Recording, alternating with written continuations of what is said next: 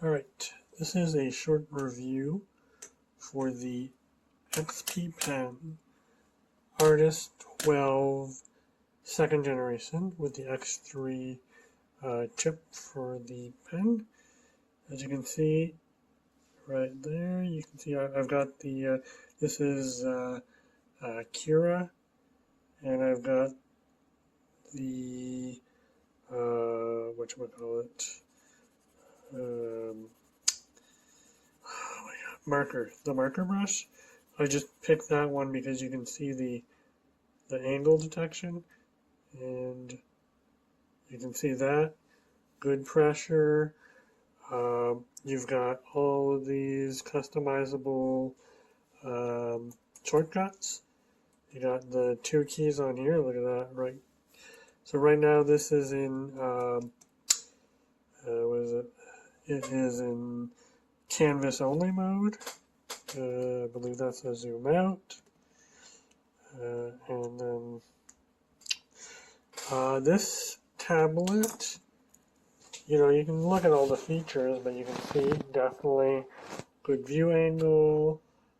I've got some pretty harsh light on it right now, and the laminated anti-glare. You can see the light over here, but it works pretty well. You saw the pen has the good detection. This is like, you would never have seen this a couple of years ago. I think, things like the Surface Pro really shook up the Wacom kind of market and enabled these kinds of cheaper products. I believe it's $300, but I've seen it as low as $270 on sale. It's a good size. You can see this is a good size to draw. It only recognizes the pen. It doesn't recognize the, your fingers or your hand. You can see I'm left-handed, so you can flip it around and stuff. It works really well.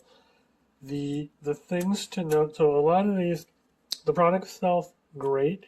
If you're looking for a tablet, if you've had tablet before, maybe some without the screen, then you sort of know what to expect.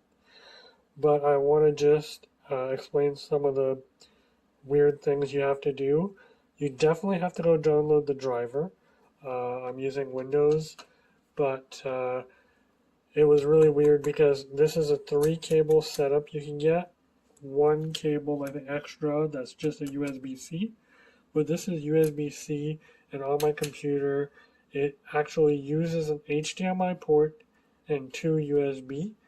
I think you only need to use one USB for power, but they say if one USB is not, like the device says there's not enough power, you'll need to plug the second red USB for extra power to power the tablet. That's mostly for laptops. But with the desktop, there was no problem. But the one thing is, when I was starting to set this up, it automatically picked like 640 by something resolution. So like for half an hour, I was like, oh, this is really bad tablet. But after I got it, situated, I saw that this is actually 1080. Like you can put it at 1080, no problem. So it works really well. And it detects this as an actual monitor. So this is a monitor right now. Like I said, I'm using it on Windows. And it's very fast.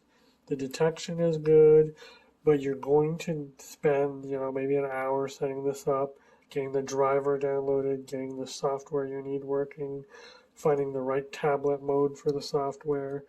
You can see it when this is the right-click mode. You'll see it also says when you press one of the shortcuts, it pops up on here too. But it was a little buggy with Kira. I had to Google stuff, and then it said, oh, go into tablet mode and check this option. Now it works great. Like this, oh, am I in erase? See, right click's not working now. So you do have to troubleshoot some stuff. Pen. Okay, so I just figured out the right click, even in the tablet mode, only works when it's in pen mode and not when I've switched it to eraser. Pen, eraser. You get out of here, marker. But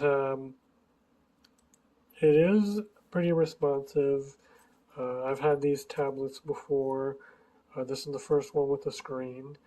Um, if you're thinking about it and you're not sure, it's a good entry model. You know, it's big enough to draw on it, but it's not too expensive either. And you're gonna feel like, okay, I want to put the time to learn tablet drawing, or no, this isn't for me, fairly quickly. If I go to my computer here, so once you install the drivers, there's a bunch of options here. You're gonna have to play around with these. You can have application-specific clicks defaults for the shortcut and for the pen. By default, it's right-click and then eraser, but you know you can customize it pretty easily. And like I said, as long as you don't mind playing around with options for a bit until you find the perfect match for you. Like honestly, I'm gonna switch the eraser button. I'm gonna do the space button, which is the move around, because see, I can't even do it. Nope, that's save. So that's save, and you can see it like it's literally a monitor. Anyway, so one of these shortcuts is space. So yeah, I'm going to put the space on the pen. So I just hold down the second button here and I can move around the canvas. I like to zoom in, zoom out a lot. But it is a good entry-level tablet. You don't want to spend like thousands of dollars on a Cintiq and then decide, you know what, I do not like this. There's nothing, there's no real barrier on this tablet. You know, like sure, the Cintiq is going to have a better display and everything, but this is good enough that it's not going to hold you back. You're either going to like drawing on tablets or learn drawing on tablets, or you're going to say, well, I guess this just isn't for me. So I'd give it a 5-star, especially for the price. And, you know, it's a good entry. And at the 12, like this is the 12, so it's big enough to feel comfy to. And if you're a laptop user, this will fit perfectly on a laptop bag with your laptop as well. You're just going to have to be careful if you use it on battery mode, because there's no battery in this. This needs to be powered. This is powered with USB stuff plugged into your laptop. And the other thing too is it only comes with the 3-in-1 cable, I think. Wait, let me double check. Oh no. Oh no, wait, this is just an extension. So it comes with this little extension here. But it doesn't come with the USB-C to USB-C cable. I haven't tested my USB-Cs on here, so